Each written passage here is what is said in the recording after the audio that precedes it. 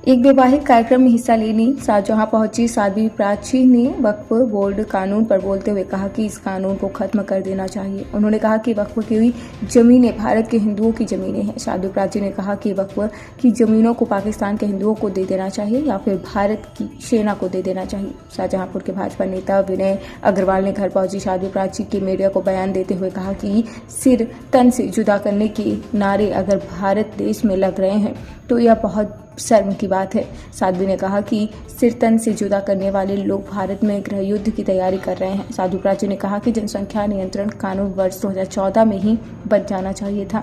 राहुल गांधी पर जुबानी हमला बोलते हुए साध्वी ने कहा कि राहुल गांधी मंदबुद्धि का बच्चा है। उन्होंने हिंदुओं को लेकर कहा कि अगर हिंदू बटेंगे तो कटेंगे और अगर भारत के हिंदू बटे तो उनका हाल भी बांग्लादेश जैसा ही होगा। लोक भारती डिजिटल से अनिल मिश्रा की खास रिपोर्ट। देखिए 2024 में भी गठबंधन हुआ था, 19 में भी गठबंधन हुआ है और 18 में जो चुनाव हुए थे 17 में उसमें भी गठबंधन हुआ। तो कोई ना रंग पहले आया है ना आगे रंग आएगा, चिंता न करिए। हिंदुस्तान के अंदर उत्तर प्रदेश में, उत्तराखंड में, मध्य प्रदेश में, हरियाणा में, छत्तीसगढ़ में सब जगह भारतीय जनता पार्टी आई। दूसरा सवाल ये था कि राहुल गांधी ने जो कहा था कि जलेबी वाली जो बात कही थी कि फैक्ट्री खोल देंगे, ना जलेबी बची ना कुछ बचा वहाँ पर। अरे भैया, राहुल गांधी तो बिल्कुल बचकानी हरकतें करता है, ये मंदबुद्धि बच्चा है। मैं बार बार कहती हूँ इसके बयानों पे ज़्यादा ध्यान ना दिया जाए। जिसको ये नहीं मालूम कि फैक्ट्री में जलेबी बनती है या हलवाई की दुकान पे जलेबी बनती है, वो फैक्ट्री में जलेबी बना करके खिलाएगा। कौन सी फैक्ट्री, कहाँ से ये इतना बड़ा ज्ञान लेके आया है? क्योंकि इस बेचारे ने कभी धरातल की जिंदगी नहीं, ये जमीनी नेता नहीं बन पाएगा, ना बनाया कभी। क्योंकि जमीनी नेता तो केवल मोदी जी है, अमित शाह जी है, योगी जी है, उत्तराखंड में धामी जी है, हरियाणा में सैनी जी है। इसको तो मालूम ही नहीं कि जलेबी हलवाई बनाएगा या फैक्ट्री में जलेबी बनवाएगा। दूसरा सवाल ये था कि देखा कि अभी जो बयान था कि बटोगे तो कटोगे, क्या लगती वाकई इस बयान में है दम कुछ? हाँ, निश्चित रूप से।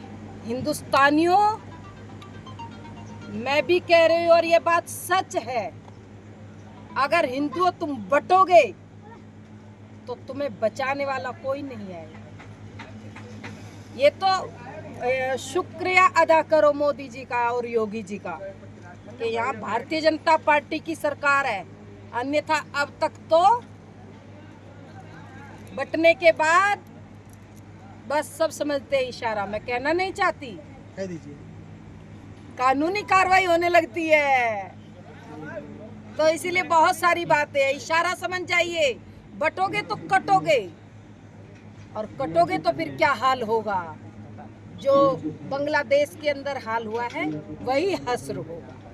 दूसरा सवाल ये था कि अभी बयान आए जो मुस्लिमों ने धन्यवाद प्रदर्शन किया या खुलेआम नारे लगाए गए, कहा कि सरतन से जुदा कर लेंगे, लेकिन कोई कार्रवाई नहीं हुई इसमें लेकर है। इस तरीके नारे सार्वजनिक कर दिए गए। यूपी सरकार से मैं आग्रह कर रही हूँ कि ये सर तन से जुदा करने वालों पर जल्दी से जल्दी और सख्त कार्रवाई की जाए। अन्यथा हिंदुस्तान के अंदर ये गृह युद्ध की तैयारी हो रही है। ये गृह युद्ध कराना चाहते हैं और ये जो गृह युद्ध कराना चाहते हैं इन पर सख्त कार्रवाई तुरंत सरकार करे, अन्यथा माहौल बिगड़ सकता है। वक्फ बोर्ड को लेके जो लगातार मीटिंगें हो रही हैं, क्या कहेंगे इसके? देखिए, कोई मीटिंग सीटिंग नहीं होनी चाहिए, वक्फ बोर्ड खत्म हो जाना चाहिए।